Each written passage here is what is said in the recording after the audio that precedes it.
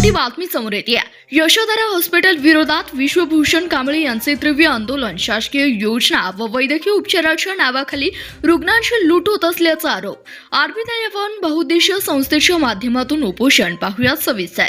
RB दयावान बहुउद्देशीय सामाजिक संस्था सोलापूर यांच्या माध्यमातून विश्वभूषण कांबळे यांनी यशोधरा हॉस्पिटलच्या विरोधात तीव्र आंदोलन सुरू केलंय।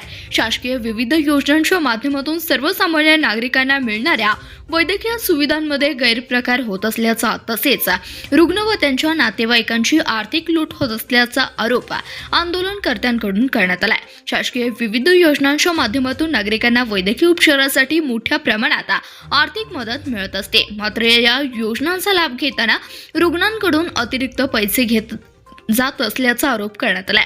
औषध उपचार व वैद्यकीय सेवेसाठी नागरिकांचा मोठा खर्च होत असून काही प्रकरणात 30,000 रुपयांपर्यंत खर्च झाल्याचं आंदोलनकर्त्यांनी सांगितलंय।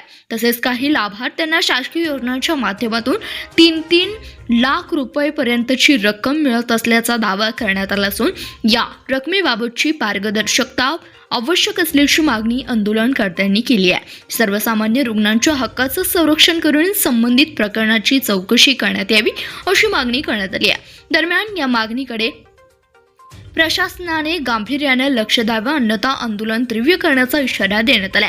आंदोलनाच्या ठिकाणी संबंधित नागरिकांनी आपला अनुभव मांडत रुग्णातील कथित गैरप्रकाराची माहिती दिली। दलित पॅथरच्या जिल्हाध्यक्षाची आंदोलनस्थळी भेट। या आंदोलनाला दलित पॅथरच्या जिल्हाध्यक्षा जयश्री सावंत यांनी भेट देऊन आंदोलनकर्त्यांची चर्चा केली। यावेळी आरबी दयावान बहुउद्देशीय सामाजिक संस्थेच्या पदाधिकाऱ्यांशी विविध मागण्यांबाबत चर्चा करण्यात आली। रुग्णांना न्याय मिळावा आणि कथित गैरप्रकाराची चौकशी व्हावी, त्यासाठी प्रशासनाने तातडीने भूमिका घ्यावी अशी मागणी यावेळी करण्यात आली। दरम्यान आंदोलनकर्त्यांनी केलेले आरोप ते त्यांच्या म्हणण्यानुसार असून संबंधित रुग्णालय अथवा प्रशासनाची अधिकृत बाजू समोर आल्यानंतरच या प्रकरणाची पूर्ण वस्तुस्थिती स्पष्ट होणार आहे। धन्यवाद। प्रतिनिधी शशिकांत कोळी, CBS न्यूज मराठी, सांगोला।